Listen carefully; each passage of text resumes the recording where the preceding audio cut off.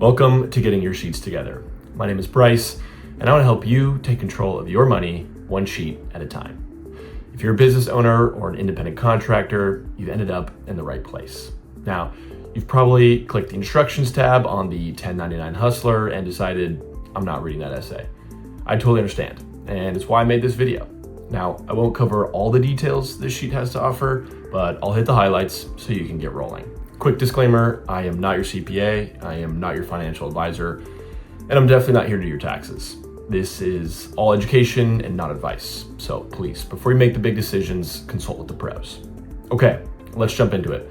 Feel free to follow along as we go through this and pause as needed. We'll start on the personal budget setup tab. Yes, this is gonna look like a lot at first, but here's a trick to keeping this super simple. If the text is blue or red, you can edit it. If not, don't worry about it. There's formulas working behind the scenes to make sure this is being done for you.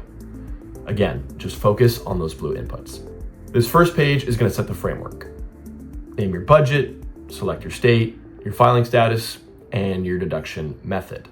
I'm going to pick a single filer in Hawaii that is taking the standard deduction. Then add your projected 2025 income. See what it's like to make $100,000 or $200,000.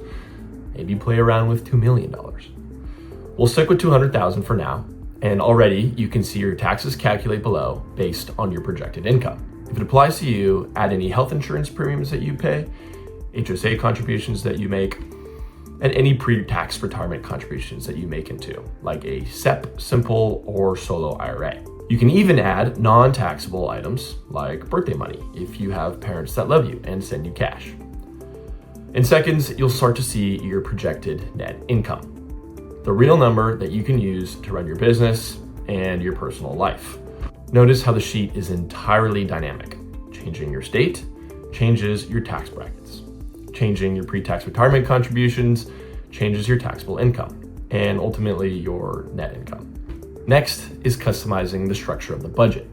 Columns K through N will give you the ability to create your own expense categories and set how much you think you'll spend in each category on a monthly or yearly basis. If you want to create a category header, select Yes in column L. Then all expense items underneath that category header will get summed up until the next Yes. For example, I'll switch food to Yes so it becomes its own header. Everything below food, which is my budget of $500 a month for groceries and alcohol, is summed up into food for an annual budget of $12,000. Mess around with different income and expense scenarios until you find something that you can stick to. Remember that this net line at the bottom of the budget is how much will be in your bank account if you follow your plan. Okay, that's about 90% of creating your dream budget. The last 10% is for special cases, and only a handful of you will need to use this. This takes place on columns U through W. This section breaks down how you will arrive at your federal and state taxable income. In this process, student loan interest or income through tips and overtime is deducted. So if that applies to you and you qualify, enter those deductions here and here at the federal level and here at the state. For those of you who itemize instead of taking the standard deduction, indicate that amount here. Most of you will take the standard deduction, and this is just an extra option for those of you who don't. Lastly, columns P through S show you how your federal and state taxable income flows through the tax brackets. Those are summed up here and here. That's it for this page. Make sure to play around and try different scenarios. Next is the business budget setup tab. This is going to work exactly like your personal budget setup, but now you input your business expenses. Enter the expense or header, indicate if it's a header or not, if it's yearly or monthly, and the value associated. Lastly, and different than your personal budget, you'll need to select yes or no if you plan to take this expense as a deduction against your business income. Not all expenses can be written off, so this is just some extra optionality. If you're trying to understand how to read this page, once you've entered your business expenses, this is how it's going to work. Income and tax detail from your personal budget setup tab will appear exactly the same on this tab. The net income line is to show you how much money you have to operate your business after taxes.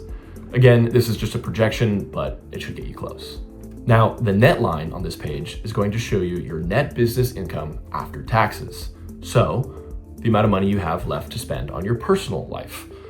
Now, how these business expenses flow back into your personal budget tab is right here on row 21. Then the budget flows through your personal expenses. So to reiterate, this personal tab is your main tab. It starts with income, then it's going to back out taxes, then it's going to subtract your business expenses, then it's going to subtract your personal spending.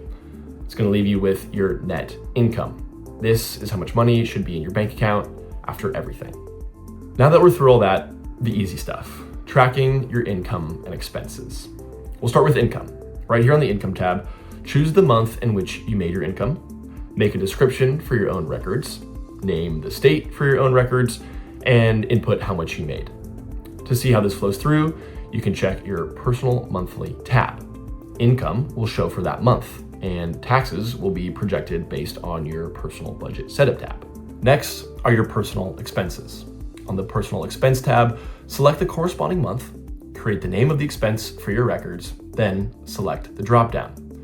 From here, you'll have the list of subcategories that you made to choose from. Here, I'll choose rent for $1,800, and you'll see it appear on my personal monthly actuals tab. Now, a little hack is that you can download your credit card statement into Excel. From there, you can paste all your values and descriptions right into the sheet. Then all you have to do is select the corresponding category that you made. This is a quick and easy way to get information into your sheet, but it's still going to make you work through each expense, so it's going to keep you accountable. Next are your business expenses. On the business expense tab, it's going to work exactly the same as your personal expenses, but again, you'll have the option to indicate if it's a write-off or not. You'll also have the option to use the credit card statement download if that works for you. I'm going to select $50 for my Shopify monthly subscription. So if I go to my business monthly actual tab, I can see the 5K in income, the projected taxes based on the budget that I created, and now the Shopify expense. If I go to my personal monthly tab, I can see my income, taxes, my business expenses, and my personal expenses. Ultimately, this is going to leave me with my net income on the month. The only bit of work for you to do on this page is to add your pre-tax contributions for each month if it applies to you. Also note that if you see these red boxes, you are not capturing your expenses correctly. Typically, it's because you haven't labeled something or the category you created no longer exists because you deleted it from your budget. Now you're completely done and you get to marvel at your masterpiece. You can take a look at your monthly income and expenses. If you want to compare months not directly next to each other, you can hide certain months with these buttons on the top banner. You can now also go to your annual roll-up tabs in black. These tabs will sum up all of your months and show you the larger picture for your year. Note that these projected taxes are now based on your actual income for the year. So with only 5K in income, I essentially have no taxes to pay. This is different than monthly because this is based on your budget, which will help you set aside money as you go through the year. Very important. Very important. The delta to budget part will show you the remaining dollars you have left to make or spend left on the year. So I have to make another $195,000. And since I've spent $1,800 on rent, I can only spend another $18,000 more. For even further personal analysis, you can compare quarters to see your progress and trends here. As you go through the year, continue to revise your plan. This will not only affect how your taxes calculate, but it'll help you with your spending habits and your income goals. Okay, those are the highlights for the 1099 Hustler. If you have any more questions, please make sure to check out that instructions tab for more. Best of luck. I'm rooting for you.